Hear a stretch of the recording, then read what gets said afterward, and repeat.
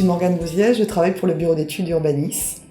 Donc on a répondu à un appel d'offres, la ville de Lézignan souhaitant mener une étude de requalification de son centre ancien. Première étape pour nous, ça a été de réaliser un état des lieux, un diagnostic, à travers le regard croisé de plusieurs spécialistes. Un diagnostic qu'on a voulu partager, c'est-à-dire qui se nourrisse au-delà de nos propres expertises, de la connaissance, de l'expérience des acteurs de terrain que sont les élus, les techniciens, mais aussi tous les partenaires, parties prenantes du projet.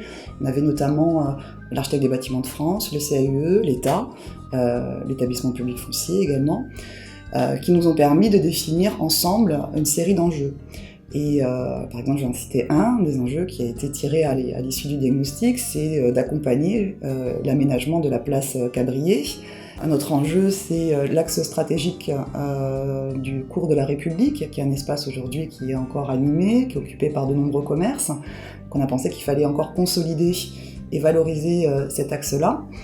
Voilà, toute une série d'enjeux qui nous ont ensuite conduit à formuler des grandes orientations du projet. On a travaillé sur 5 kilos en particulier, sur 78 parcelles, dans l'idée de produire des logements qui répondent aux aspirations de confort moderne des ménages. Alors, un des principes retenus justement pour travailler sur ces îlots, ça a été d'abord de conserver toute la périphérie des îlots pour maintenir une trame et le caractère du centre ancien, mais par contre de retravailler l'intérieur des logements, parfois drastiquement, en recomposant les logements, en joignant 2 logements pour n'en former qu'un par exemple, et de travailler également par contre là en intérieur d'îlots à des aérations pour permettre plus de lumière dans les logements, mais aussi pour produire des espaces extérieurs privatifs, des jardins, des terrasses, etc.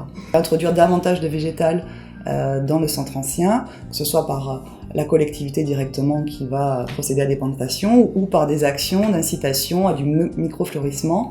Alors on a essayé de faire des typologies qui répondent justement aux besoins de la population. On a vu qu'il y avait quand même des petits ménages, donc des logements de type 2, de type 3, mais aussi des logements pour des familles, type 4, voire quelques types 5. Autant que possible, on a essayé de produire des petites maisons de ville.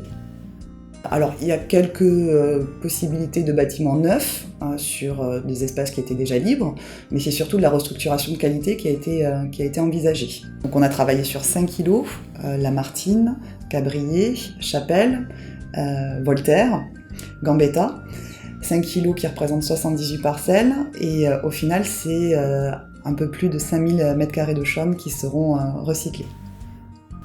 L'EPF a souhaité accompagner la commune dans la mise en place d'une étude justement urbaine afin de définir une stratégie globale sur son centre ancien, une stratégie qui a aussi pour but de définir la boîte à outils, les priorités, un phasage, un chiffrage des opérations à mener, tout ça évidemment pour sécuriser au mieux la commune dans la bonne réalisation de tous ces projets et par conséquent bien guider aussi les actions notamment qui vont concerner l'EPF, à savoir les acquisitions foncières à mener à court, à moyen et à long terme pour le compte de la commune.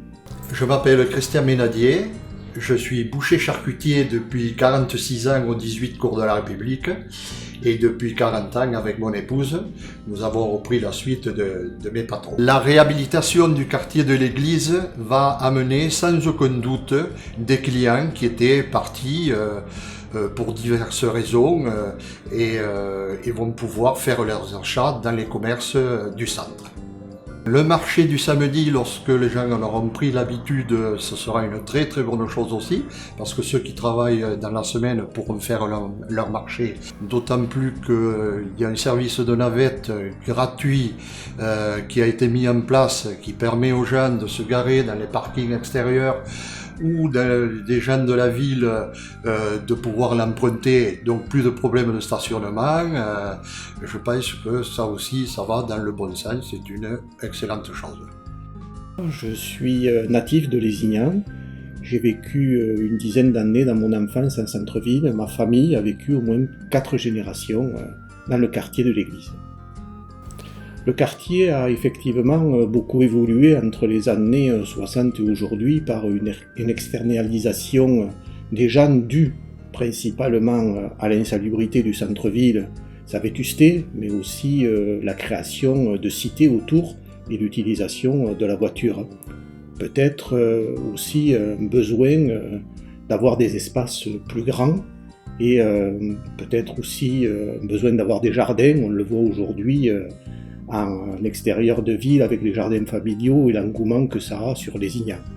C'est sûr que le centre-ville aujourd'hui, dans sa configuration, n'offre pas beaucoup de verdure et l'idée d'espacer les maisons et de créer des espaces va procurer sûrement une qualité de vie supérieure. Gérer la circulation en centre-ville est un problème majeur. La circulade qui a été installée il y a 2 ans maintenant facilite grandement la circulation. La notion d'augmentation de parking en périphérie du cœur de ville a été aussi un facteur important de la circulation qui permet aujourd'hui de poser sa voiture et de pouvoir accéder au commerce restant sur le centre-ville. Pour un Lézignanais que je suis, le centre-ville a toujours eu une importance capitale. Il est le cœur de la ville et sa réhabilitation est toujours à l'esprit des Lézignanais. Ce qui a été réalisé sur la place Cavrier est absolument fantastique parce qu'il a transformé l'esprit du centre-ville et redonné une importance et une envie, une attractivité pour les habitants de Lézignan, mais aussi pour les habitants des villages qui sont autour et qui viennent au marché en particulier, mais aussi se promener en ville. Et la partie qui reste, qui est quand même encore importante, qui a besoin d'une rénovation, d'une transformation, va sûrement apporter un plus dans la vie des Lézignanais, mais aussi dans l'image que Lézignan a dans sa périphérie et dans son territoire. Il y a aujourd'hui énormément de maisons murées, d'endroits où il y a de la non-vie. Et la vétusté du centre-ville et le fait qu'il y ait de la non-vie crée psychologiquement une insécurité que la mairie a su au fil des années gommer au travers d'installations de caméras qui sont particulièrement efficaces aujourd'hui en termes de relations, de sécurité psychologique, mais aussi de prévention pour les vols. La rénovation du centre-ville dans sa nouvelle phase va permettre un rééquilibre des populations et une mixité qui devrait amener un meilleur vivre au quotidien dans la ville de Lézignan et je pense du bonheur et du partage.